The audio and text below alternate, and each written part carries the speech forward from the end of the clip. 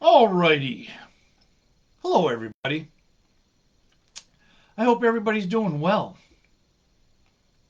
I want to begin by saying Happy Thanksgiving to those that live in the USA. And now, get into this. The title of this one is A Better Way Through. The verses that we're going to look at is Matthew chapter 14, verses 35 and 36, Luke chapter 7, verses 2 through 10, and then Acts, the end of chapter 27. So we're going to start on verse 42, and then we're going to go into Acts 28 through verse 6. And today's date is November the 28th, 2024. All right, let's just see here. I'm going to go this way. I'll go here. And, yep, some of you might just not understand the fact that I'm still doing it even though it's Thanksgiving, and why would that be, and all that jazz. And it's like, very seldom will I miss. And it's usually because it's something outside of my control. It just, coordinating it just doesn't work. So I'm good. And we met yesterday. And so since these are recorded, you can watch it whenever. But I wanted to keep going on some of the stuff that we talked about, because we're talking about salvation and saved, and what does that mean and what does that look like. And so the verses that we're going to be talking about tonight are using, in the English word, it's saved. Last week when we talked about it, we were using the Greek word of sozo.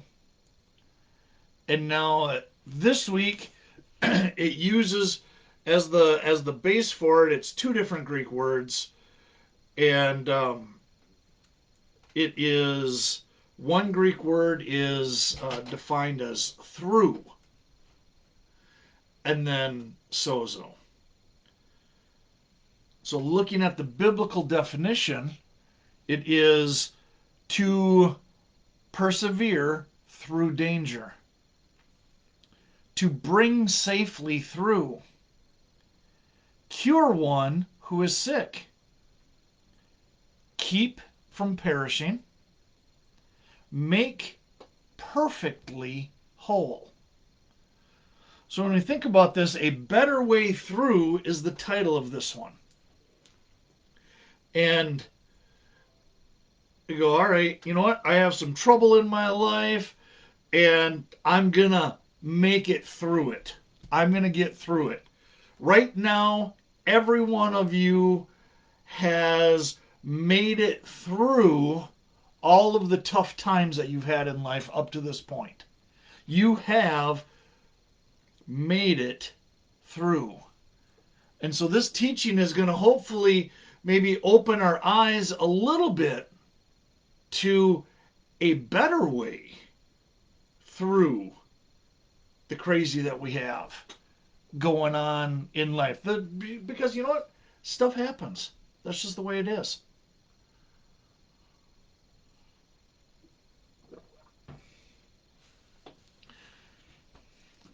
So if we get right into this, and we'll just see how long this one is going to be. Maybe this one will be reminiscent of several years ago or something.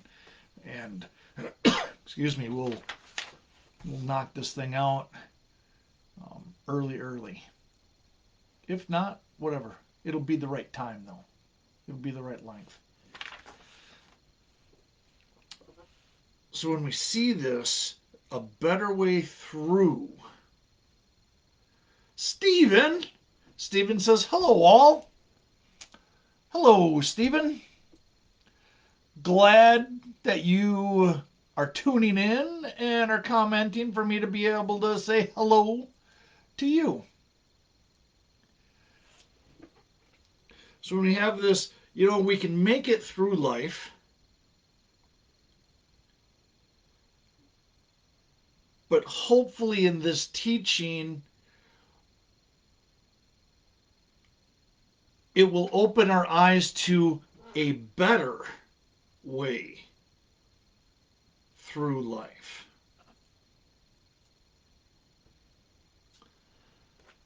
Okay, first set of verses is in the book of Matthew. So we have the New Testament. It begins in the book of Matthew. We have Matthew, Mark, Luke, John. Well, right now we're going to look at Matthew chapter 14, verses 35 and 36.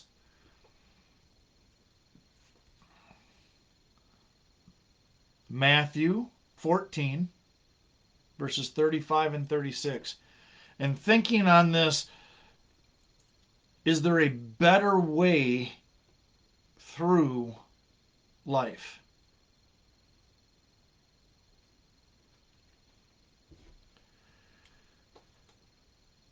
Matthew chapter 14, verses 35 and 36. Now, I want to set the stage just a little bit.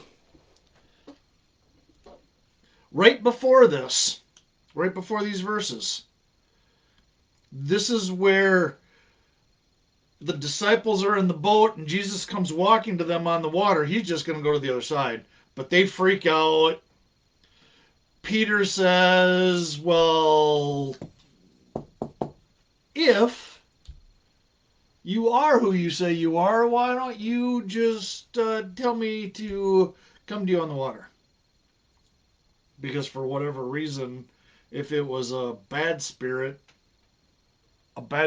couldn't do that, but we won't go down that road. So Jesus says, come, and so Peter walks on the water, and then he starts to sink. Jesus gets him. They get him. They both get to the boat, and Jesus is like, "Why did you doubt? Why did you have such little faith?" Then they get to the other side. So they've landed the boat, and in Matthew 14, 35 and 36, when I was reading this, my initial thinking was, well, this is just a little town that grew up around right on the edge of the water here, and so you have some people there, but it is what it is. I don't remember where the reference is. There's I think it's in Mark that talks about the same deal, and it expands to help us understand that it's talking about towns and cities and the country. So all over in this region, not just those that built the town here right next to the water. So that just it was just interesting. So there's your context for this. So Matthew 14 verses 35 and 36 says, "And when the men of that place recognized him," so recognized Jesus. When they recognized Jesus, they sent word into all that surrounding district and brought to him all who were sick. So that's just verse 35. So the disciples make land with Jesus. They get out of the boat, and the people that are right there going, whoa.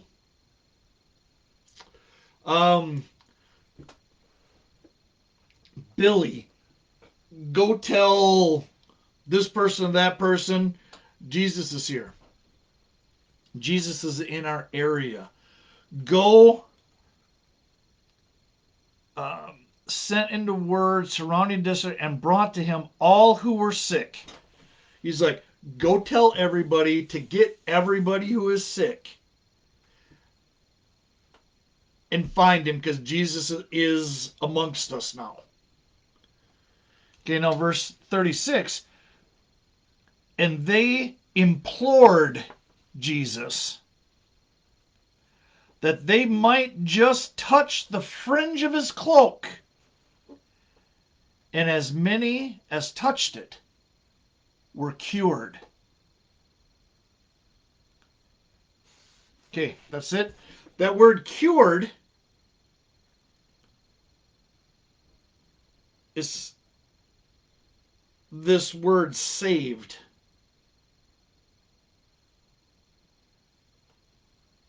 From a Greek standpoint, it's the same word.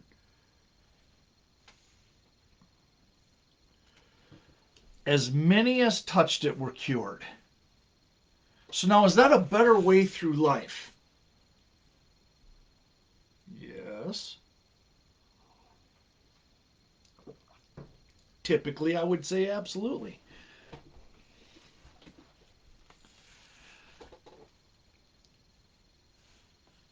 Jesus did not pray for them.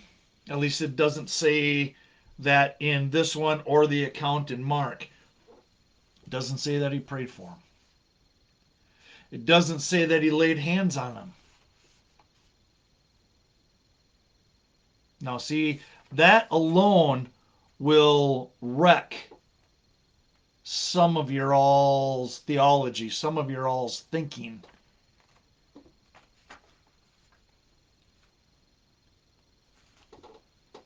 Here's what was said. And they implored him. They pleaded with him. They were like, just allow us to touch. Just a little bit. I don't have to touch it. Just this little, just a little bit, just a little something. It doesn't have to be a part of your clothing. I don't have to touch your skin. I don't have to. They might just touch the fringe of his cloak, just the edge.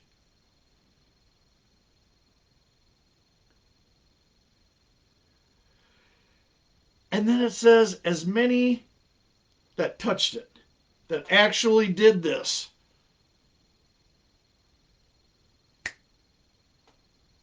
they were cured. Cure one who is sick. It's one of the biblical definitions of this word. Now, is that a better way to go through life?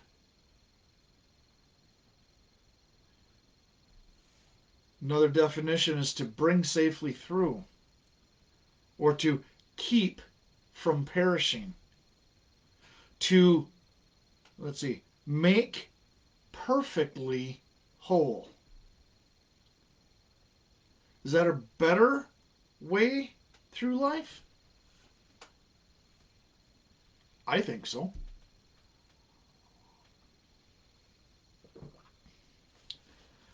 Part of our conversation last night about this was where their belief was. Just like the woman who had the bleeding for, was it 12 years, 14 years, whatever. She went to all these doctors and healers and people, and all they did was make it worse, and just really tortured her. But she didn't even talk to Jesus. At least these guys, they implored him that they might just touch the fringe of his cloak. The woman who had the issue with the blood just thought it. All I have to do is just touch the hem of his garment, and I'll be healed. That was where her belief was. In her belief, she said, this is what I need to do.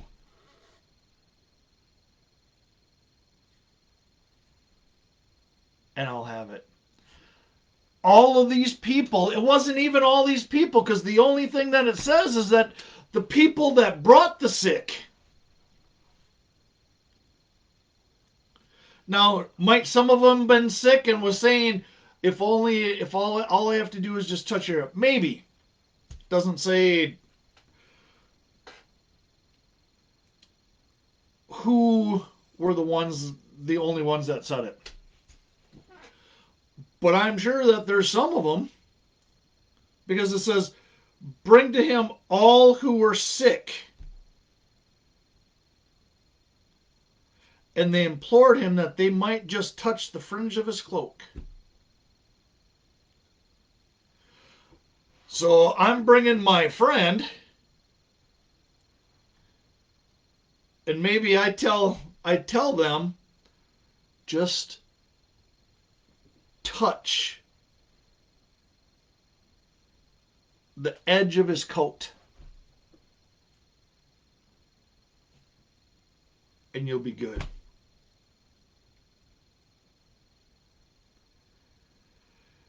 And it says, as many as touched it were cured.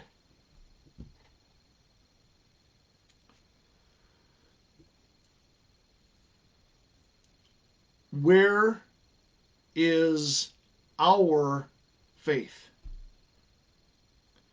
Where is our belief? You say, well, Todd, it really doesn't matter because Jesus ain't walking around right now. See, I heard you.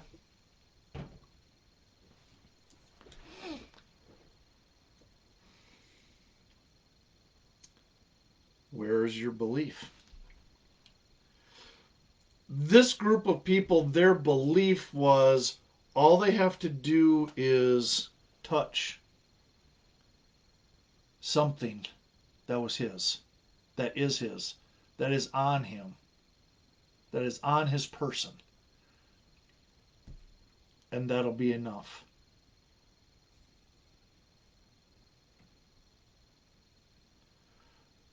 Now that's a better way through life.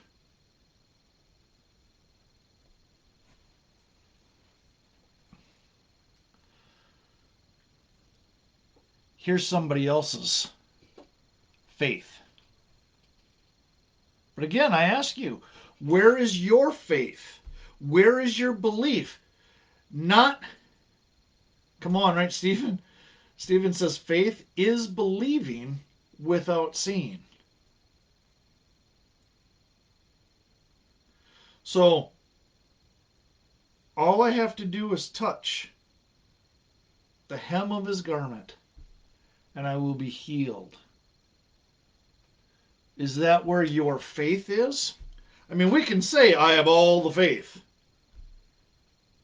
I don't know, what is 1 Corinthians? Let's see here. 1 Corinthians 11, 12, 14, 13.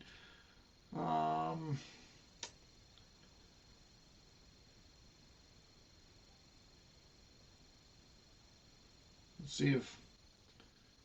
So 1 Corinthians 13, if I speak with the tongues of men and of angels, but I do not have love, I have become a noisy gong or a clanging cymbal. If I have the gift of prophecy and know all the mysteries and all the knowledge, and if I have all faith so as to remove mountains, but I do not have love, I am nothing.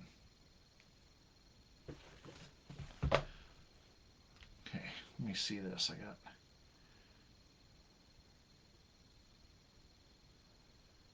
Valerie sent me something that she's still with her family gathering, hopefully joining today, but will be late.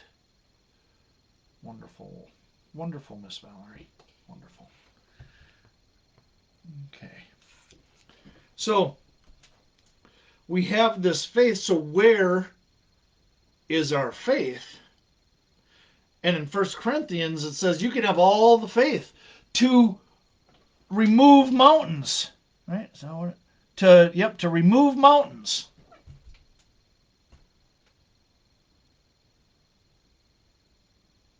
That's right. Stephen says, so faith that can move mountains, but no love, fruitless. Yes, yes. Useless. Garbage. Let's see, at the end it says, it profits me nothing. Right? Stephen says, so love is the key? More than faith? Question mark? Absolutely. Because here's the thing. You huh,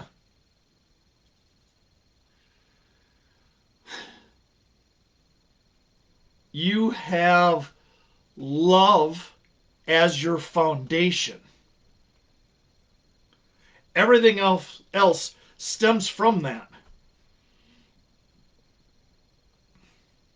And the love that you have is from the understanding of God's love for you. Then you represent that love to other people, with other people. So I could have faith, and that's powerful. Powerful. As it says, my faith can move mountains, can remove mountains. But if I don't have love, it's useless, it's garbage, it's irrelevant, really. Because what's going to happen, if I have all the faith to remove mountains, I can say to this mountain, move. And it does. But I don't have love. Then what happens is when I get to the third heaven, because I'm bringing heaven to earth now, so when I get to the third heaven and I'm staying there, Jesus comes to me and he says, who are you? I don't know who you are. Because I don't understand love. I can have faith, but my faith could be in the fact that I can move this mountain. Whole different deal when now I have this understanding of love. Now I have the faith to move the mountain. You want to talk about where you should be in life. That is the best way through life. I understand that I am loved. I am a beloved child of God. And from that position in life, now my faith is that I can say to this mountain, move, and it'll move. Not because I'm all that, but because I'm loved by the Father. Because I'm one of his kids. And when I take this action, it has the foundation of love. Just like in these verses in Matthew, it says, all we need to do is just touch the fringe of his cloak. So he's not praying for them. He's not necessarily even making eye contact with them. He's not preaching a message. He's not asking for their money. He's not making sure that they physically or spiritually and or in their spirit, in their soul, in their body, in their mind, that they clean themselves up, that they stop doing or start doing anything. There isn't any reference. You go, well, it's implied. I say BS, which, as you know, stands for bologna sandwich. Usually. All it says is, to everyone who touched the fringe of his cloak, they were cured. And that word cured in the Greek is also translated as saved. And those two Greek words that make up that one Greek word is through and sozo. Right, so we had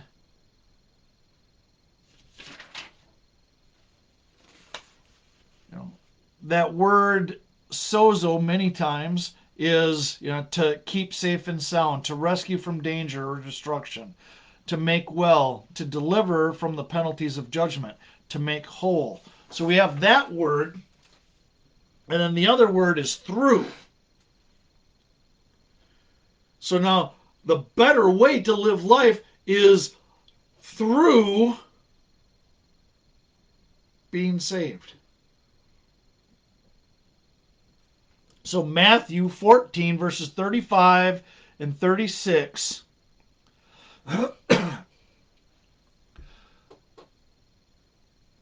Jesus doesn't say it. The people there say, this is Jesus. We need to get everybody that's in our area who is sick, we need to get them here. And then they plead with him, just have us touch.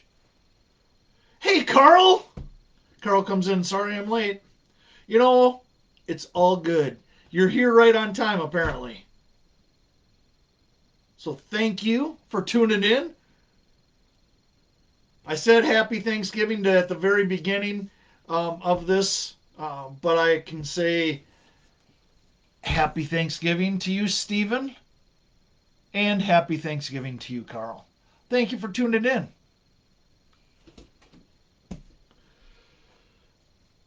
So we have this, right? So Carl says amen. And look at that, Stephen saying hello, Carl. Nice. So now a better way through life, because we all know that we can just hunker down and pull up our bootstraps and just, you know what, we'll just bulldog it through.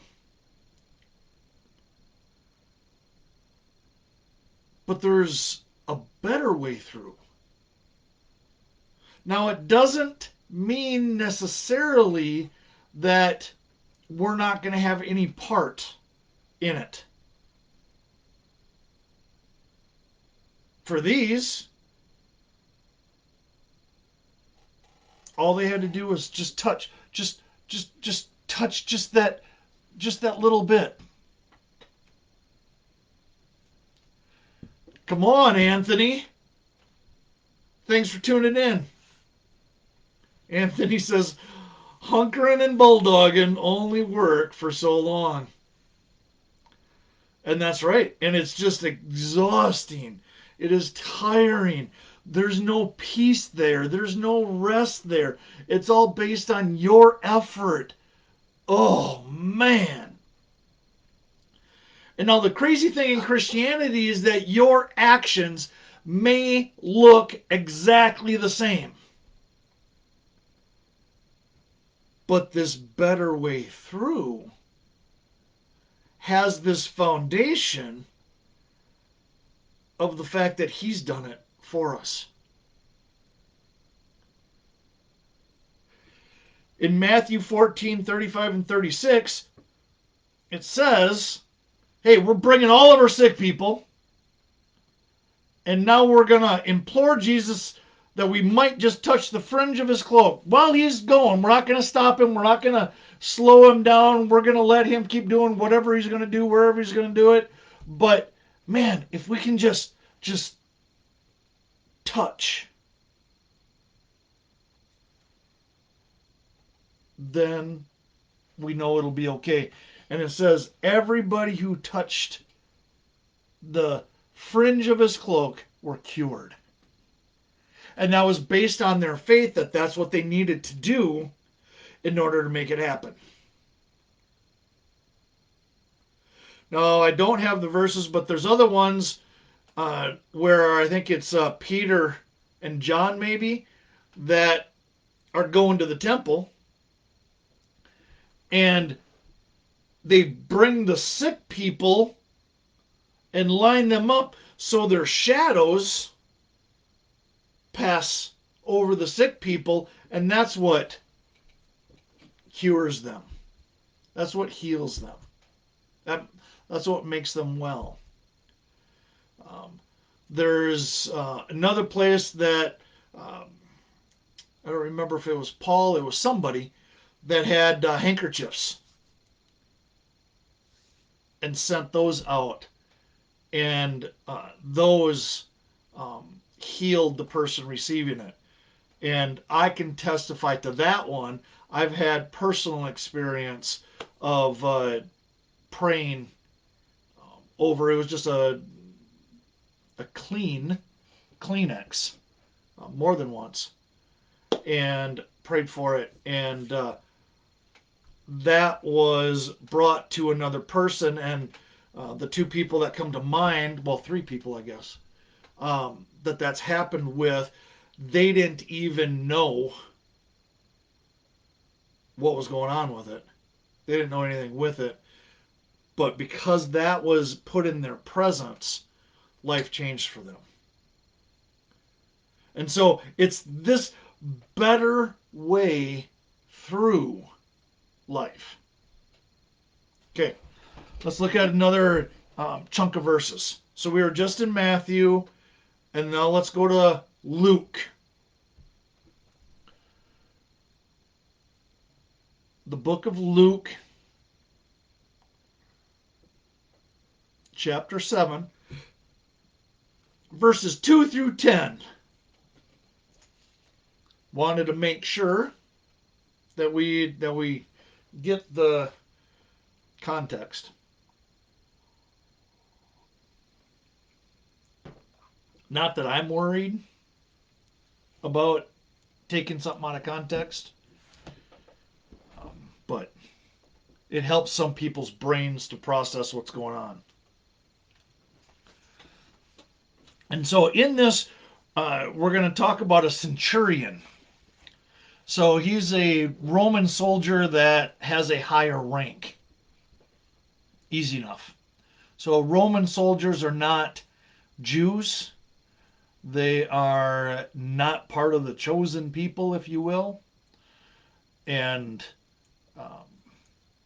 so this one speaks to this. And now think about this. When I read this, I'm going to, well, not obviously, but most likely, I'm not going to read all 9 verses, all at one chunk. I mean, there's a possibility, but it's pretty small. But think about, is this a better way through the situation that you're in? You can expand that out to say a better way through life. I like that idea. But maybe in your mindset, maybe with your faith, maybe with your belief, the most you can muster is this a better way through the next hour, the next 10 minutes of my life, the next day, the next week? Just this situation. I'm not even going to be able to apply this to anything else in my life, but is this thinking a better way through this one situation? All right? That's fair enough. You look at it for you, because that's the beauty of this. You can't get this wrong. You can apply it to just for the next 10 minutes. You can apply it to just this one circumstance in your life. Just this one situation. The other 100 that you have going on, yeah, you'll deal with those. But this one, maybe this will help you get through just this one situation a little better than what you're currently doing. All right, fine. Beautiful. For me, this is a way of life. This is applied. This is just how, because I've found I want the peace that he says that I get to have. I want the joy that is open and available to me. I want what he says he has given me. And the way that I've found that I don't get it is when I have anything or anyone, including myself, as my foundation for how I live and how I interact with people and how I see things and how I interpret things and how I respond to things. And if it's anything but God, so Father, Jesus, Holy Spirit, if it's anything other than that, for myself, I don't have as much joy. I don't have as much peace. I'm not going to say that I work harder or I do more then and I don't have to do it as much now, because I'm in all of the stuff that I have in life. I'm pretty busy. And so listen to this one now. I hope everybody's in Luke already. Hopefully I took enough time for you guys to go from the book of Matthew to the book of Luke.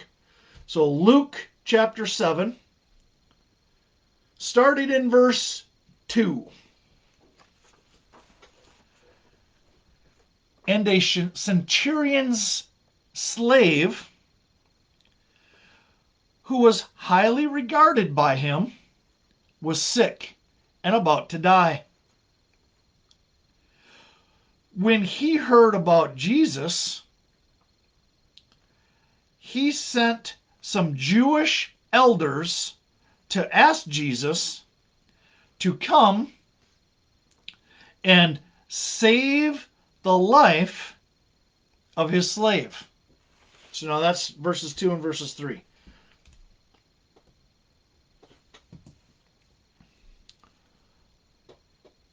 Save and the life, both of those in the Greek are this word that is translated saved many times.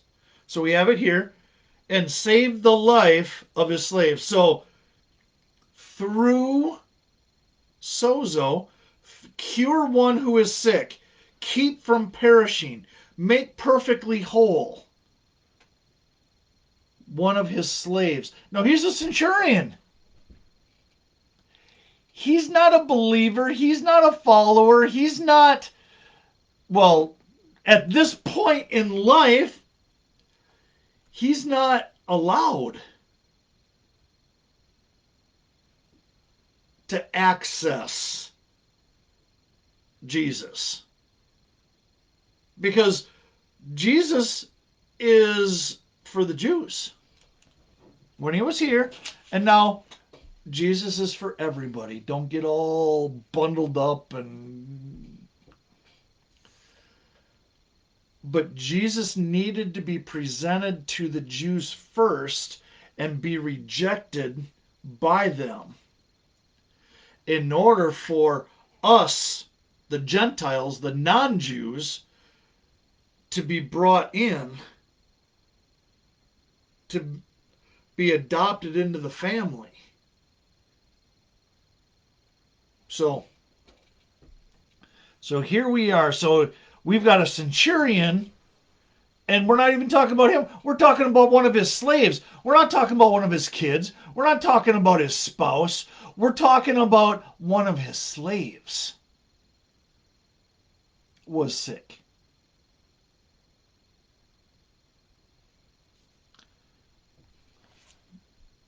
Think about if this is a better way. Better way through. Here we go. So the centurion talks to some of the Jewish elders and says, hey, I heard that that Jesus guy is here. Um, my one slave, I don't think he's gonna make it through the night.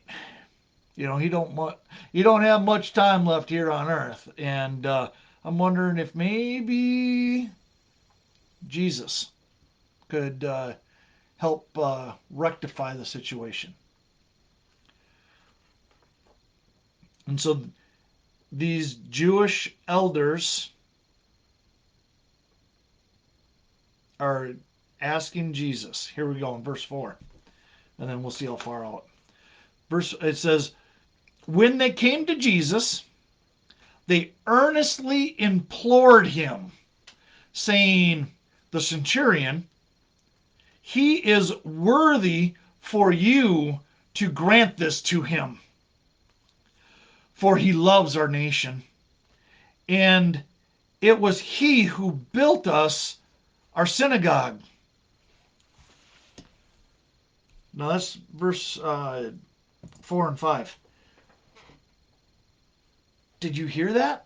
Did you hear what they were saying? How they were asking? Why they were asking?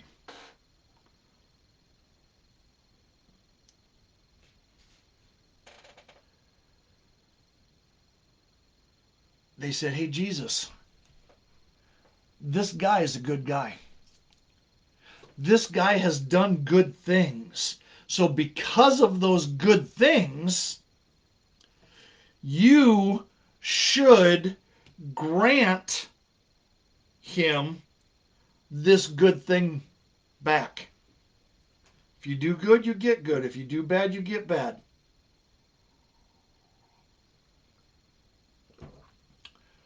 That's how the Jewish elders came to Jesus. Because that's what they know. They know performance. Well, what's your performance? Before I grant you this miracle, are you worthy of it? Do you deserve it? How clean are you? How pure have you kept yourself? How much have you washed the dirt off of you? To find out if you're even worthy of it. That's what verses 4 and 5 are saying. They're like, oh no, you're good guy. Good guy. He deserves for you to do this for him.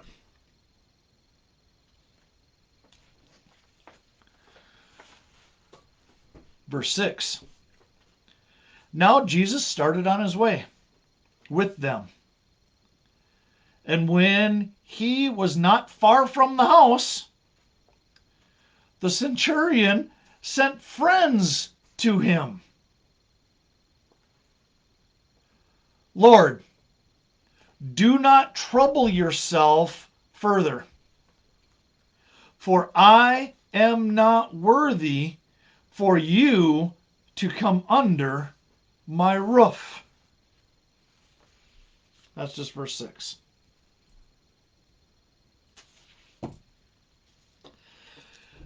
Remember, this is a centurion.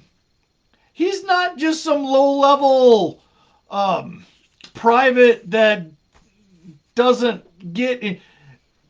He carries some clout. He has authority and power, and he said, well, I'm not going to go out even to him. Hey, friends, Jesus is on his way. You can see him. He's right there. Now, I need you to run out there and tell him don't come any further, because I'm not worthy for him to come onto my land. I'm not worthy for him to come under my house, because I understand that whoever comes into my house, I am required to protect. And how can little old me protect Jesus? See that mindset? But now remember, this is, a better way through. Is this a better way through life? So here's the centurion's posture. The Jewish elders were like, Jesus, you need to grant this to him because he's a good guy. That's why you should do this, is because of his performance reflects the fact that he deserves you to bless him. The centurion says, I'm not even worthy for you to come under my roof, into my home. I'm not even worthy of that. Now check this out. Verse 8.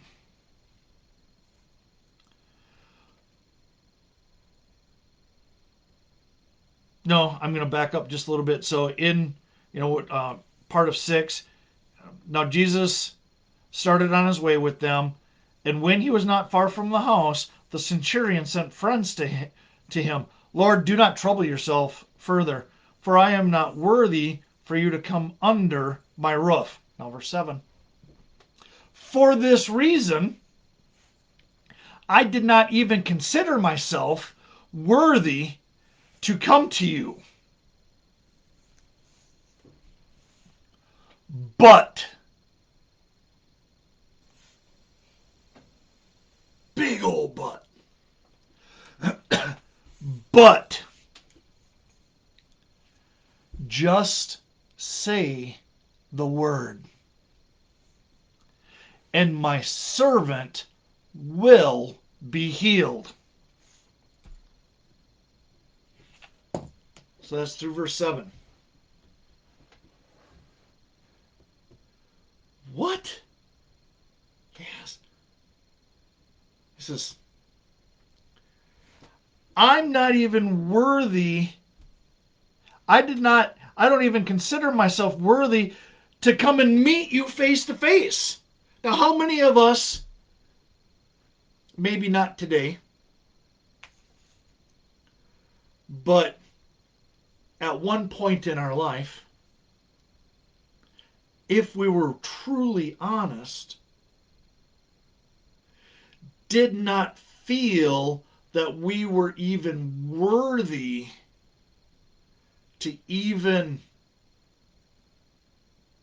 be in a church without it catching on fire? We weren't worthy to be in the presence of other Christians. That we weren't worthy to call on the name of the Lord. And all of that stems from really, there's several words coming through here. I'm trying to figure out which one I should say. Really poor understanding of Christianity. Because this centurion,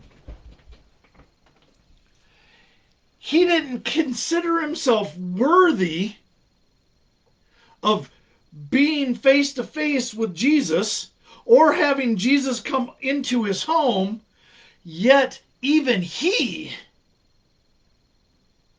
reached out to the Lord. And he says, now I'm not telling you what to do. Okay, that's not what he's doing. I'm not telling you what to do, but I know all you have to do is just say the word, and my servant will be healed. Now in the verses in Matthew that we talked about, their faith said, all we have to do is touch the fringe of his cloak. And everybody who touched the fringe was cured. Now here, the centurion talks to the Jews, talks to the elders.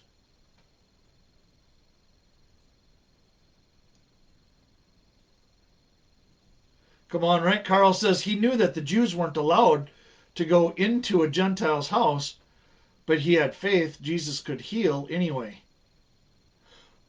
That's right. And he doesn't say that, Carl. He doesn't say, you know what? I'm not a Jew, so I know you can't come into my house, because he would, if that, I mean, that's a truth, absolutely. But he's not using that as an excuse for why, because then he's putting that off on Jesus. He says, well, if you were all that, you could still come into my house. But instead, he's like, I'm not worthy for you to come into my house. He says, nope, stop where you're at. Don't trouble yourself further. And then he goes on, he says, I don't even consider myself worthy to come to you. So he's owning this. He's owning that. He knows that it's him. But he also says, just say the word. Even though I'm not a Jew, my faith in you says all you have to do is say it and it'll be done. And then he goes on to explain this, right? And so verse 7 again, part of it, he says, but just say the word and my servant will be healed. And now 8, maybe through the end here, but going on to in verses 8, let's see, just 8, he explains to Jesus where his understanding of faith is. He says, here's the deal. He says, verse 8, it says, for I also am a man placed under authority. So I have authority with soldiers under me. And I say to this one, go. And he goes. And to another, come. And he comes. And to my slave, do this. And he does it. So that's just verse 8. So he says, here's my faith. Here's my definition. Here's my understanding of my foundation for my faith in you, God. In you, Jesus. He says, all you need to do is say the word. And here's my understanding. Here's my definition. Here's my life experience that tells you where I'm at with this understanding. He says, because I also am a man placed under authority. I have soldiers under me. I tell the soldier, go. Well, that should be enough, right? No. He says, not only do I have the authority to tell this one to go, I also have the authority to tell this one to come, and he will.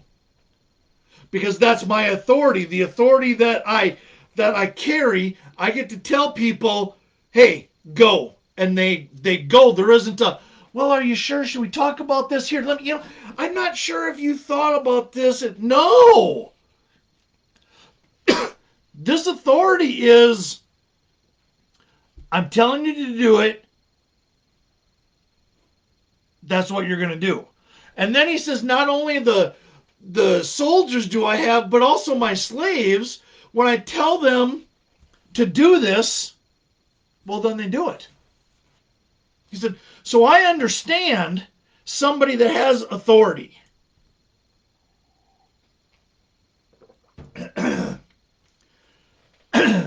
I know you have authority, and it is so much greater than mine. But here's my understanding. Say the word, and my servant will be healed.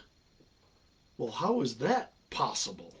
Well, because I understand that when I tell this soldier to go, and he does it. I tell that soldier to come, and he does it. I tell this slave to do this, and they do it.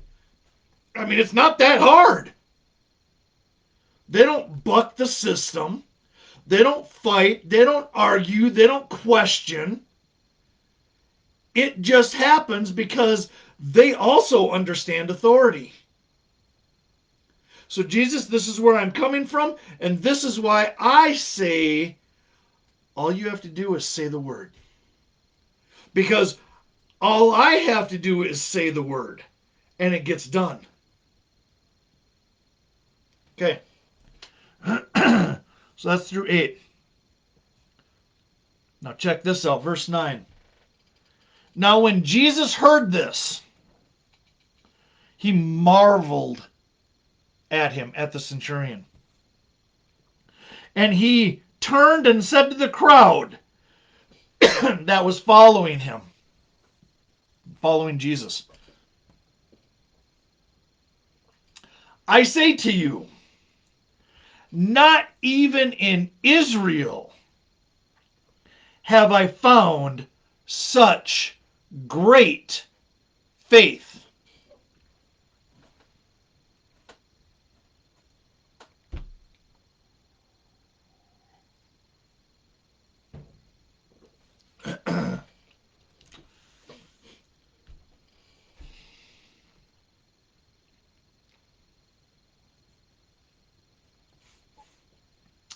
Verse 10 says, when those who had been sent returned to the house, they found the slave in good health. Now, is that a better way to go through the sickness? I would say yes. Is that a better way to go through life? I, again, am in agreement.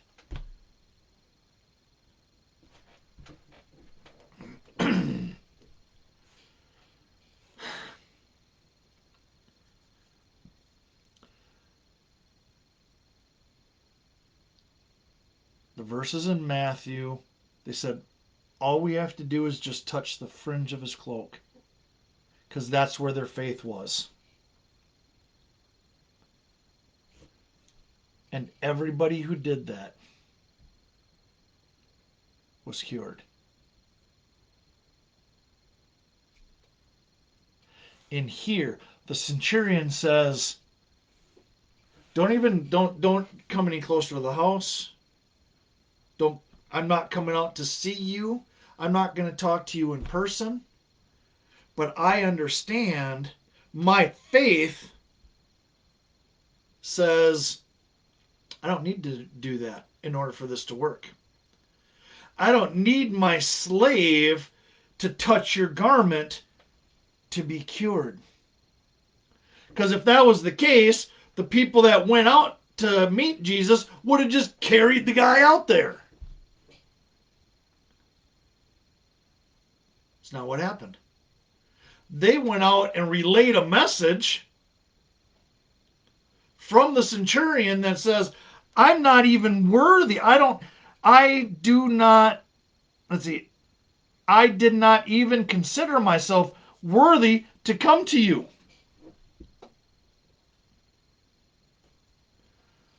But just say the word, and my servant will be healed.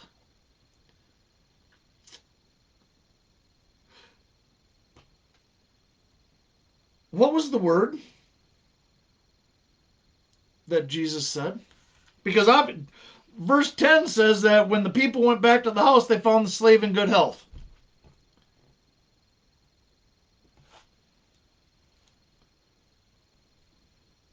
What was the prayer, the healing prayer that Jesus said for this centurion slave?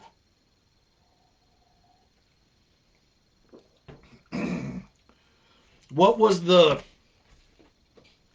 path that was taken? What was the ritual that Jesus did to have this happen? I mean, we can look and see if there's something else in some other places where it talks about this, but in here, verse 9 says, now when Jesus heard this, he marveled at him. and turned and said to the crowd that was following him, I say to you, not even in Israel have I found such great faith.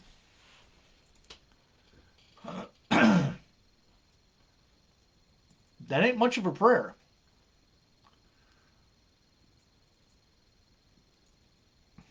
And yet,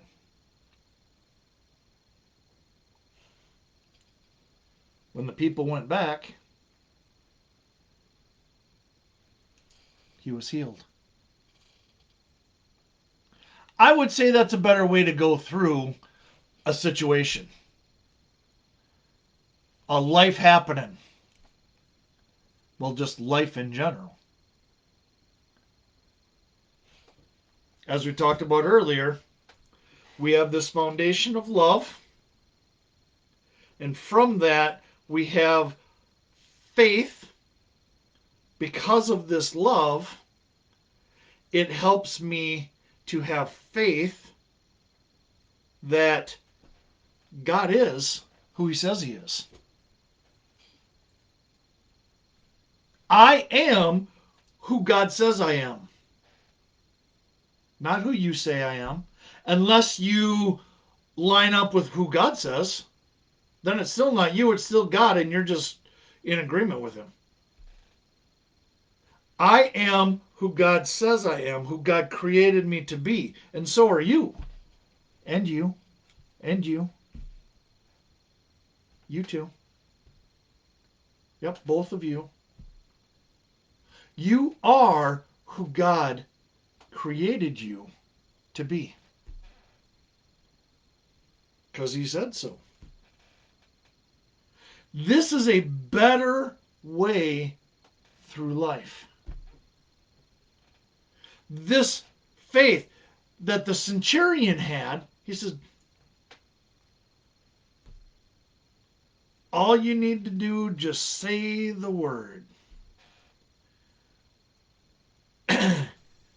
And there really isn't a word that is said. What healed him, healed the slave, was the centurion's faith in who Jesus is and what Jesus will accomplish with his life. Not even did accomplish. At least for us. Come on, right, Carl? Carl says, amen. CHSS. Because he said so. With a big old heart. Absolutely.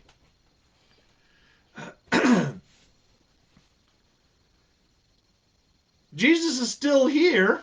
So he hasn't gone to the cross. He hasn't died, been raised from the grave. None of that has happened yet. And yet, this happened through faith in who God is. Okay. Let's get to the last chunk of verses. Hopefully this is helpful. Hopefully you're able to see this and it's kind of opening some stuff up in your life to be able to go, well, yeah, this is a better way. This is a better way through. This is a better way through my situation right now. This is a better way through my day. This is a better, whatever, however you want to apply it, you're not going to screw it up because you cannot over apply this. You're not given 4 units of a better way through and you need to figure out how much of it can I use for this, and I don't want to run out and have enough for tomorrow. And, you know, I'm going to really need it next week, but it'd be really nice if I could get... No, you don't have to worry about that. Because now you apply this great faith that you are a beloved child of God. And because of that, what Jesus has done for you is enough for you to receive all of the benefits of being one of God's good kids. Not that there's other ones, but it'll be okay. Because again, the Jewish elders went to Jesus and said, this centurion has enough good performance in his life where you should grant him this request that he has.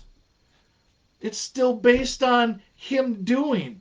If I do good, I get good. If I do bad, I get bad. That is not a heavenly principle. That is a worldly principle. Now we receive good not because of our performance, but because of whose we are. Our belief, our faith in whose we are. Okay. Let's go to the last chunk of verses. I'm going to split it up some. But we're in the book of Acts. So Matthew, Mark, we were in Luke, John, and then Acts. The book of Acts, the last few verses in chapter 27. So Paul gets to go on a boat ride.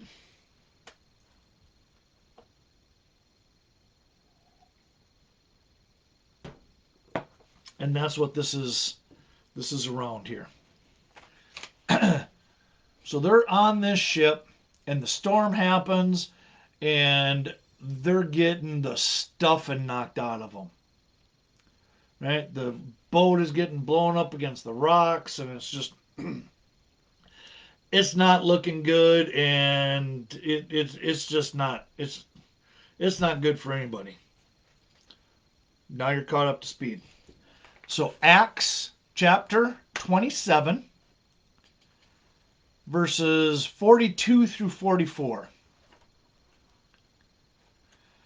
says, the soldiers' plan was to kill the prisoners so that none of them would swim away and escape. But the centurion, wanting to bring Paul safely through, kept them from their intention and commanded that those who could swim should jump overboard first and get to land, and the rest should follow, some on planks and others on various things from the ship. And so it happened that they all were brought safely to land. Okay, so those three verses there. So, wanting to bring, that's that Greek word. It's translated saved. And then Paul, safely through. Again, that Greek word saved for through, sozo. Through, what? To persevere through danger, to bring safely through, which is the definite, that's how it's translated. But the centurion wanting to bring Paul safely through. And I have this one in here to be able to help us understand what this kind of looks like. So they're in a ship that is being destroyed. And everybody is, there's a high likelihood that nobody's making out of this thing alive. The prisoners that were on the ship, the soldiers were like, well, we got to kill these guys because they cannot live being escaped from us, because then I'm going to die. If this dude escapes, well, that'll be my head, and he's not worth it. So we need to kill everybody. All of the prisoners need to die. That way, then we'll know that at least we're not going to die because one of the prisoners escaped. But the centurion's like, nope, ain't going to work. I'm pulling rank on you guys, and you're not killing any of the prisoners. Not because he cared about the prisoners, he only cared about Paul. He wanted to get Paul safely through this. So he stops the soldiers from doing what they really should do from their job requirements. And has a way that everybody, and they were all brought safely to land. So you hear that. So hopefully that gives you a good picture of this word saved. And then we look at it and it's how are we saved? We're saved through sozo, that Greek word sozo.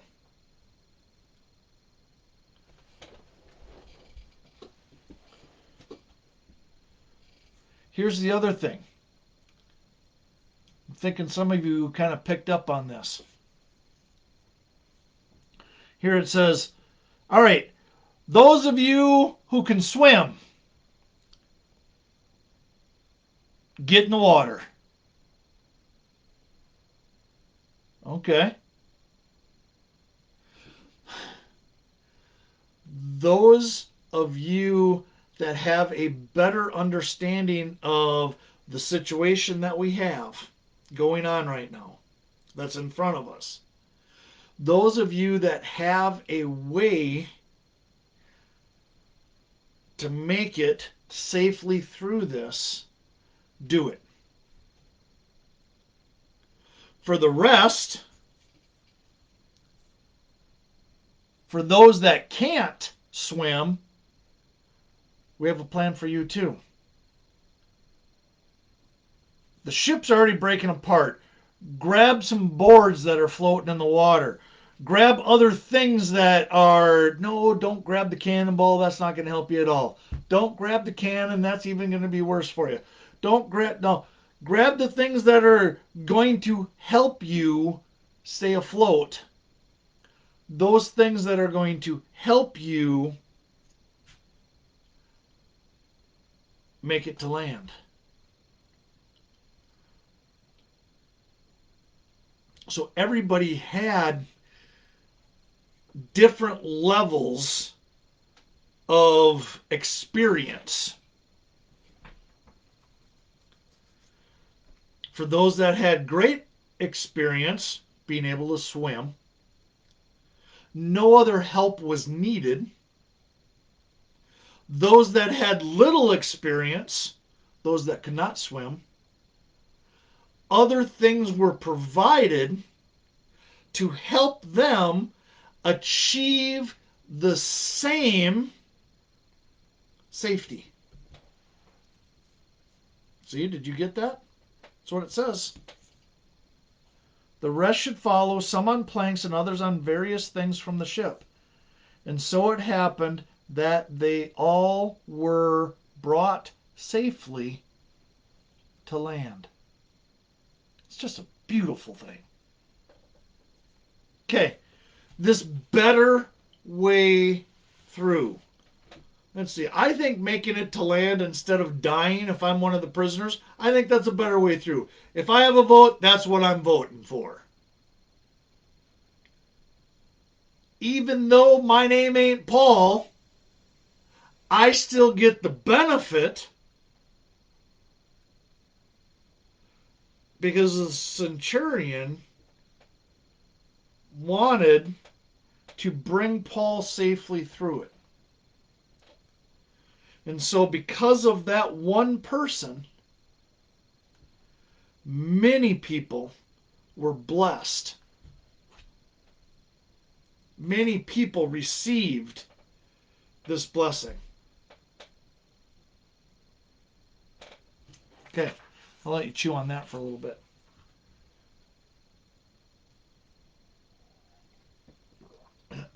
Now the last 6 verses. So that was the end of Acts chapter 27. Now we're going to Acts chapter 28, verses 1 through 6.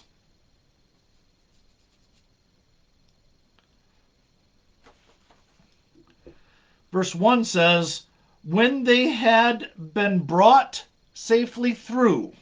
So there's that word saved again.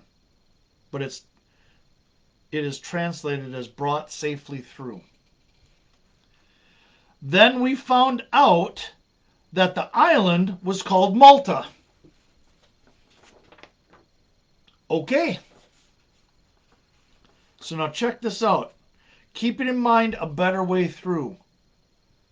Verse 2 says, the natives showed us extraordinary, however you want to say that. Extraordinary.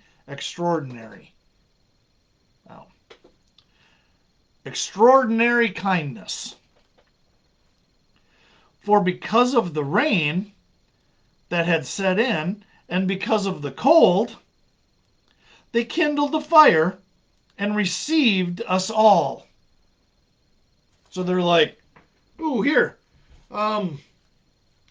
Seems like you guys have ran into some challenges. I'm not going to just pray for you and say, be well and be dry. And no, here, let's build the fire and let's actually do something here. Okay, so now check this out. Verse 3 says, but when Paul had gathered a bundle of sticks and laid them on the fire, a viper came out because of the heat and fastened itself on his hand. So, whoosh, right? Well, that's not a good situation. I don't care who you are. This isn't a garter snake because it says a viper. I didn't look at the definition of that, but it explains it further on. So it's like, whoosh, not good. And Paul's helping out. He's grabbing sticks and put them on the fire, and the snake was like, I don't want this. Shoom. And fastened itself on his hand. Well, that's not good. Now here, listen to verse 4. So are we picturing this? Are we seeing this? Fire, not good. Snake biting Paul's hand. Here we go. Verse 4 says, when the natives saw the creature hanging from his hand, they began saying to one another, undoubtedly, this man is a murderer. And though he has been saved, there's that word again, although he has been saved from the sea, justice has not allowed him to live.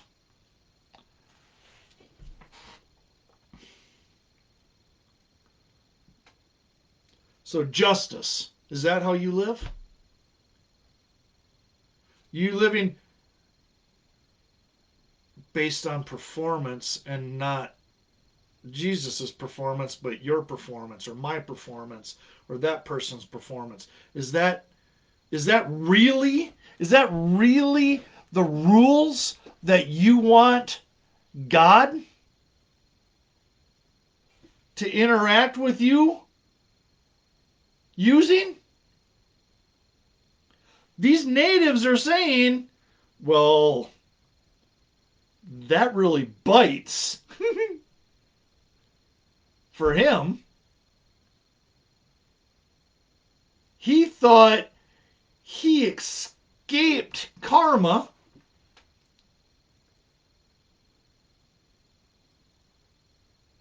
by not dying in the sea. But justice has not allowed him to live. What would that, another translation? He did bad, obviously. He must be a murderer. And so, if you do bad, you have to get bad. So, he did bad and weaseled his way out of death from the sea. Still gonna get you. This, he was doing good. He was helping throw Wood on the fire, viper gets him. And the islanders are like, don't mess with her, man. Judgment will get you. Come on, Steven. All right, he says he's got to go. Well, tell your mom hi from all of us, or at least me. Thanks for tuning in, my friend. So he says, the Islanders are like, not good. Not good at all. Surely he's not allowing him to live.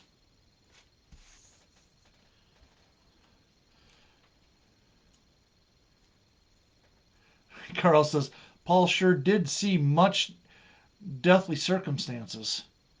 Poison snake bites were nothing. LOL. So this happens, right? Shoom. Now, verse 5, check this out. Maybe we should live. Just throwing it out there. Just humor me. Maybe we should live like verse 5. Here we go. However, Paul shook the creature off into the fire and suffered no harm.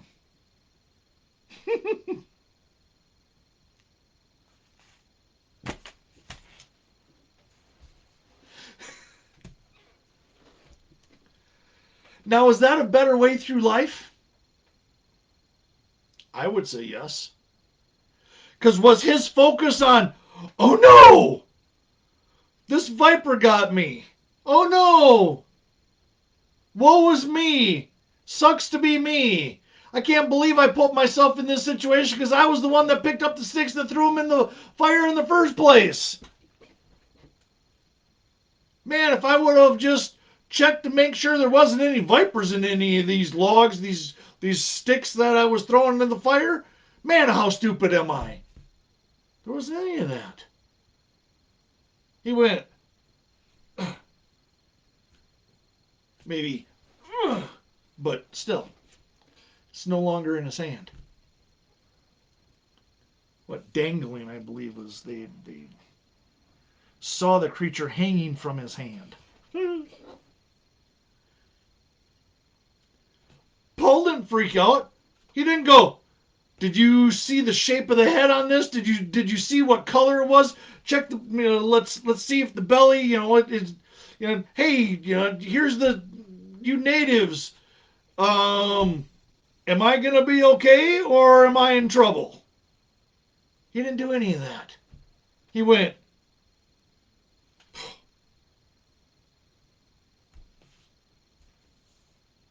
and it says, and he suffered no harm.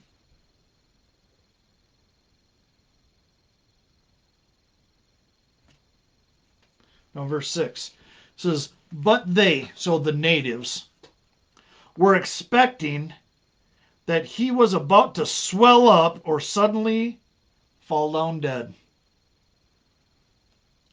But after they had waited a long time and had seen nothing unusual happen to him, they changed their minds and began to say that he was a god. Why? Because the natives understood if you do good, you get good. If you do bad, you get bad. And when something bad happens to you, it is a result of something bad that you did. It's nature balancing itself out. It's the yin yang. It is karma. It's the sad thing is for those outside of Christ, those rules still apply.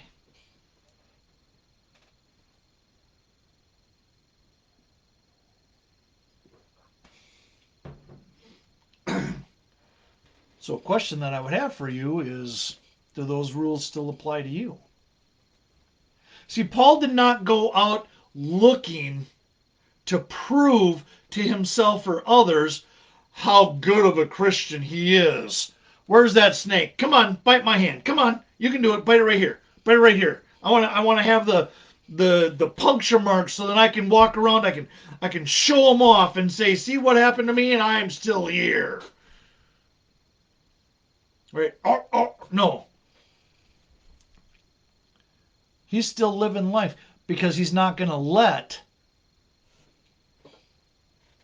those things. He doesn't have to prove who he is, who God says he is, to anybody.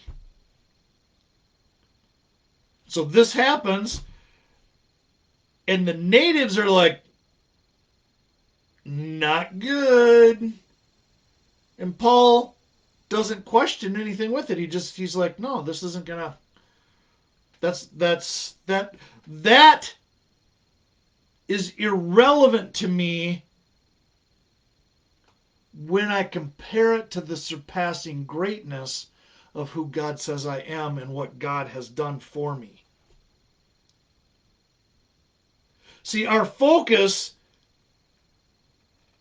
is not typically, usually, on that. Well, Stephen's back already. Bravo. Hopefully you said hi to her from us. At least from me. So, our focus in life is, what did I do? What do I need to do? What needs to change? What needs to stop? What needs to start? What my performance? Me, me, me, me, me, me, me, me, me, me, me. And in here, Paul is saying he shook the creature off into the fire and suffered no harm. He's like, this snake bite is not going to define me. This snake bite is not going to change who I am. This snake does not have a greater authority in my life than God.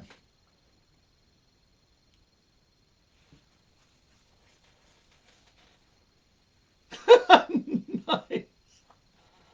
I was laughing at Stephen. He says, yeah, she just wanted to check on me and see if I was still existed. LOL. Well, I'm glad you still exist. Um, so we have this where, is this how we live? And if you're honest with yourself, you've got to say no. I don't live at that point where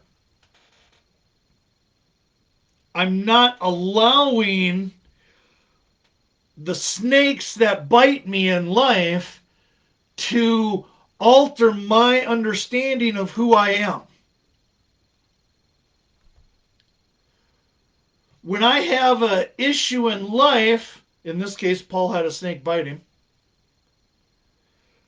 When that happens, that thing directs my next steps. I mean, if you're honest, most will say, yep, that's how it is. Yep, that is my life.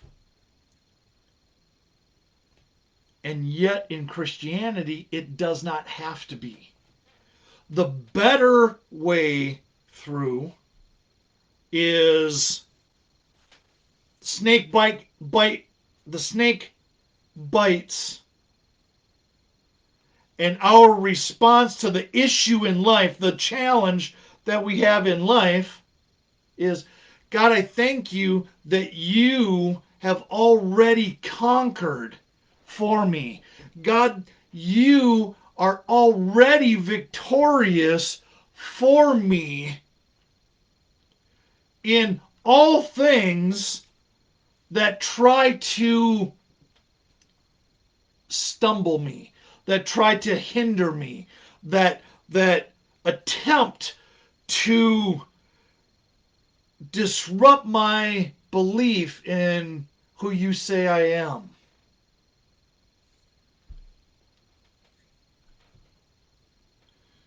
Come on, right, Carl? Carl's like, I wonder if it was the same snake that was in the Garden of Eden from the tree of the knowledge of good and evil. I mean,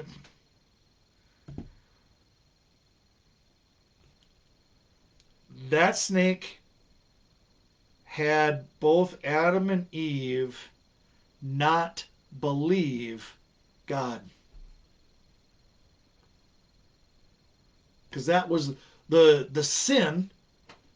The first sin that happened was their unbelief.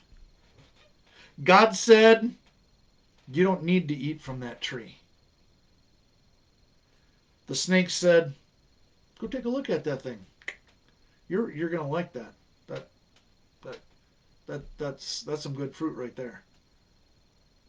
God said you don't need to eat from that tree.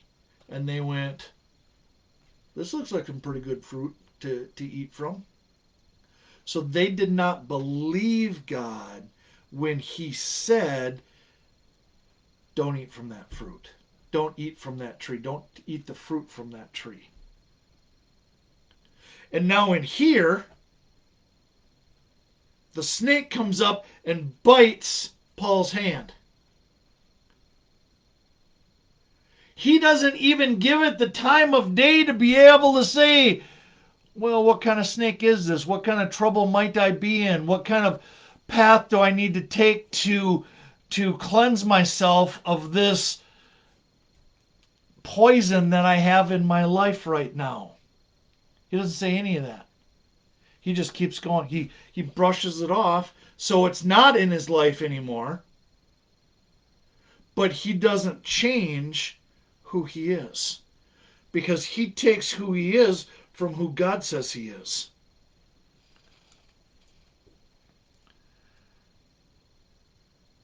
Come on, right? Stephen says, but Paul just shook it off. He knows what he believes and hath been caught up in the whirlwind, so he can't unsee it. See, and that's it. When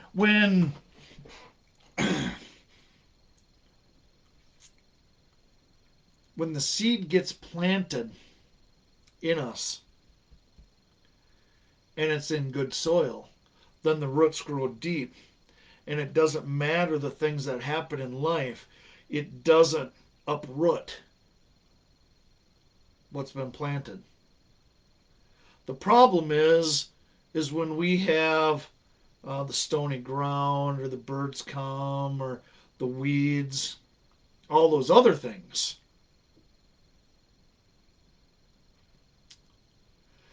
Then what happens is the stony ground allows roots to happen, but not in good foundation. Or you have it in some foundation, but then the weeds choke it out. So the snake bites your hand, and now that becomes the distraction as to who you are. Now I'm somebody who has just been bitten by a snake. You go, well, Todd, that's true. That's a fact. Come on, right? Carl's like, and Paul threw the snake into the fire, which is hell, where he belongs. You go, the snake bit me, so that is a fact. You go, well, that's fine. But why does that trump? Why does that dictate? Why does that override who God says you are? Does God say that you are a person who has been bitten by a snake? No, he doesn't. He says, you are my beloved child in whom I love. And what's some definitions that God gives us as to what love is? Love is patient. So God is patient. How about love is kind? Well, what is it? God is kind. And love is not jealous.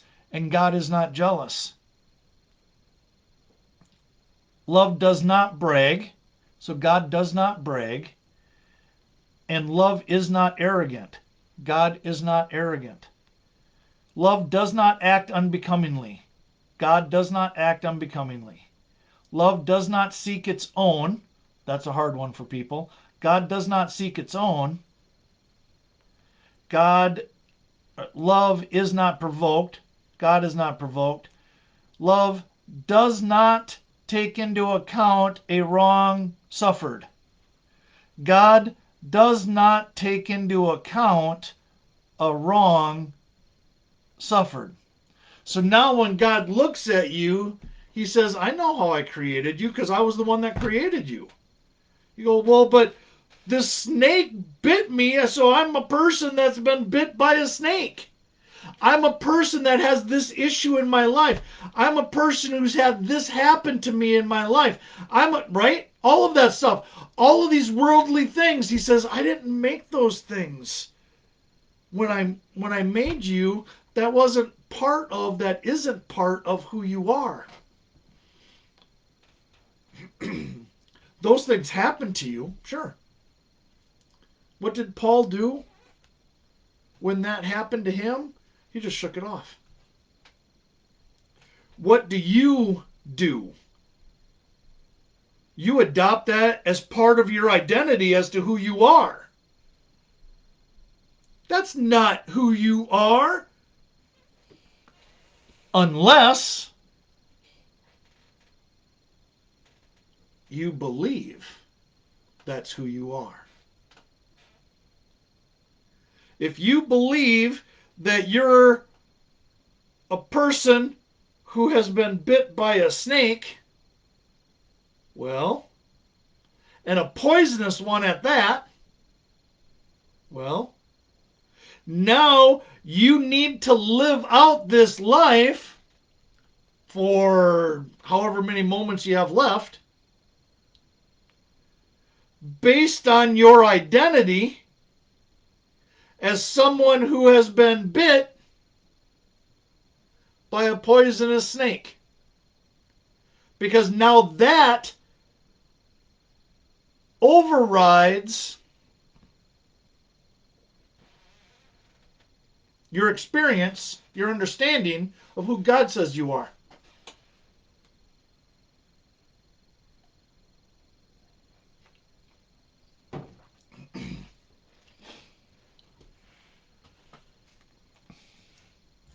Stephen says, I interact with others, the intent to build. When there's no interaction and knowing, I'm no doormat. I'll go elsewhere where there's interaction in order to build. Distracted. See, Carl says, only a bruise on the heel. We don't fear the snake. We have the Savior in us. Come on, Carl. See, that we are now one with him. Let that sink in a little bit. He says, I am in you and you are in me. Again, John chapter 17. There you go. Stephen clarified. He said, distracted to the bites.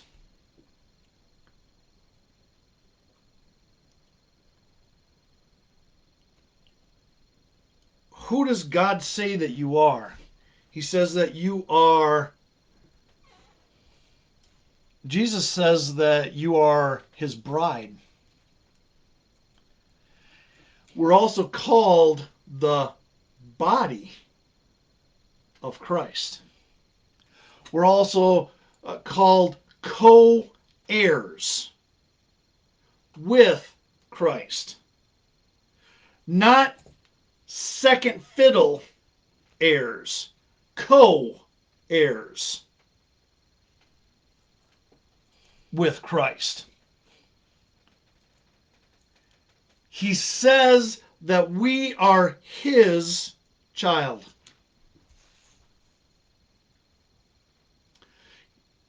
and so many more things.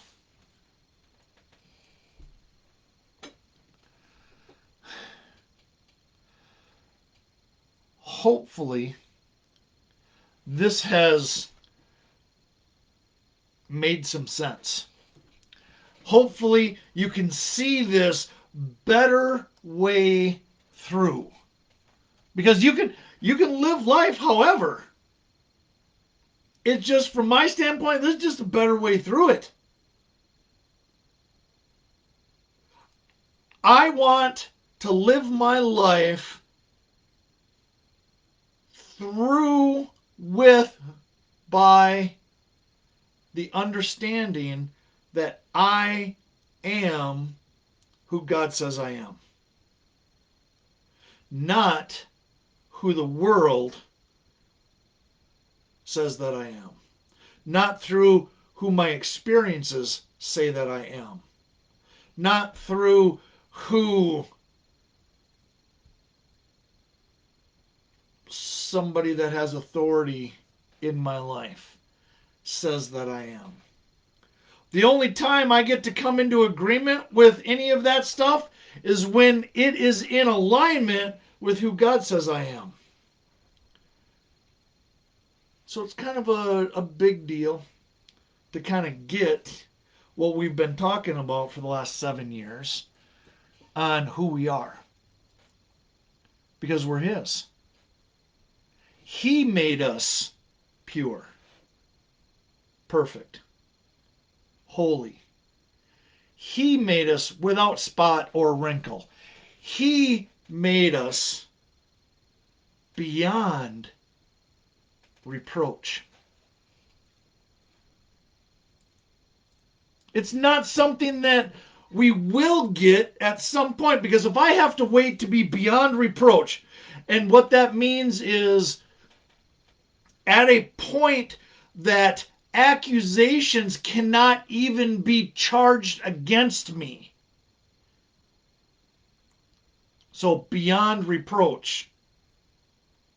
If I have to wait to have that as part of who I am, if I have to wait until after I die and go to heaven, that third heaven, that place where I'm no longer here doing these teachings anymore, I have passed and gone to the beyond.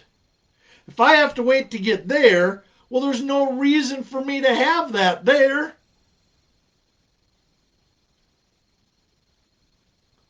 Because if I do have spots and wrinkles, if I am not holy, if I am not pure, if I am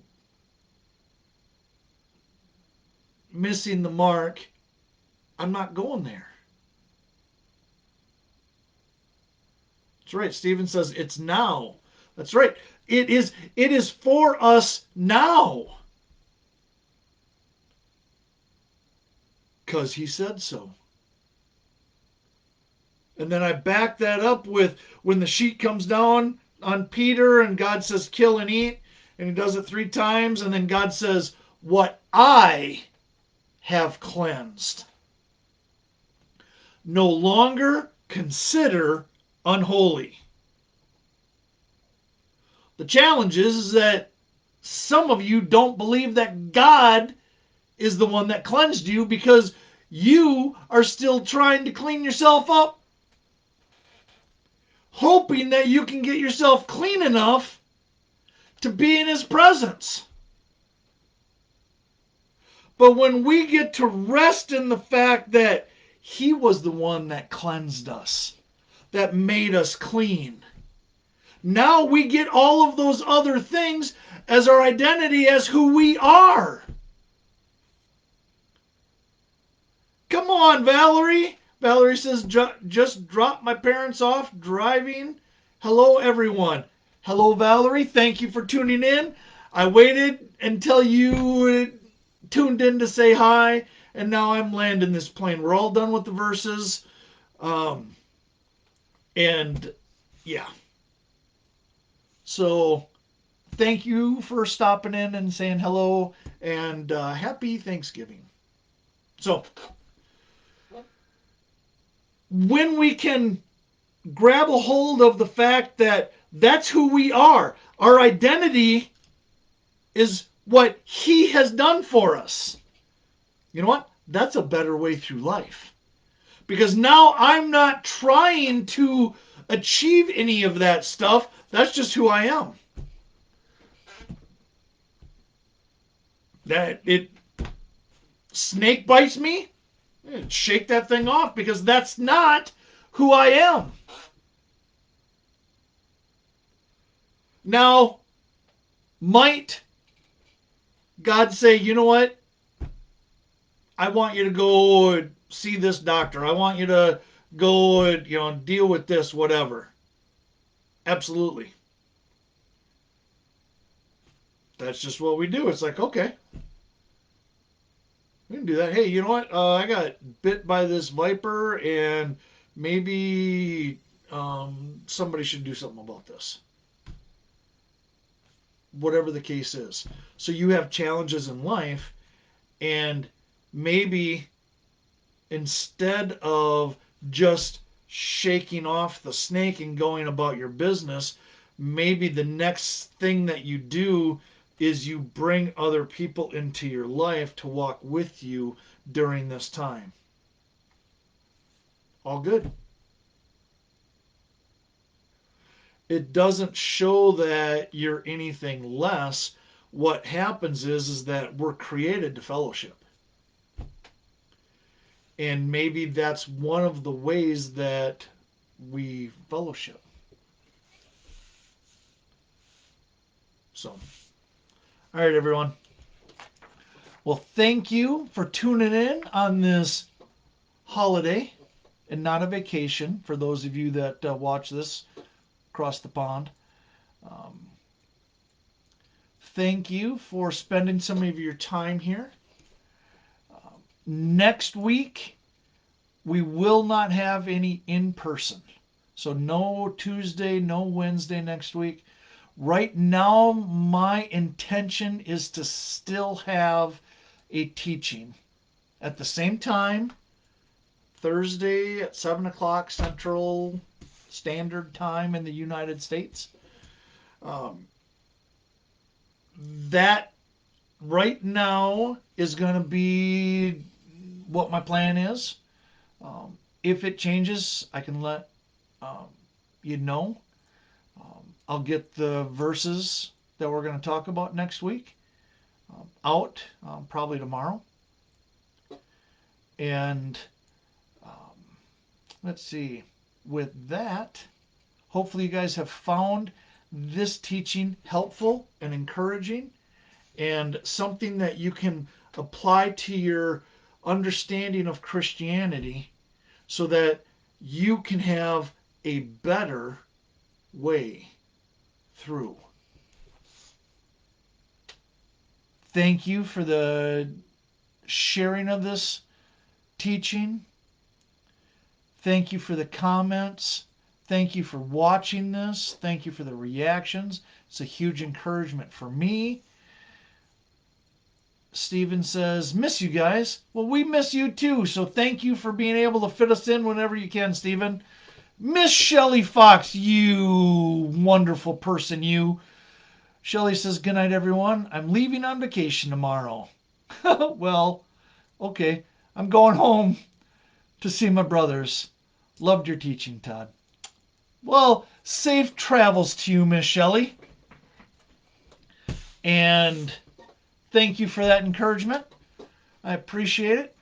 And so with that, everyone, I hope you have a blessed rest of your evening, rest of your day. And let's plan to do this again in a week. All right, everyone. Bye for now.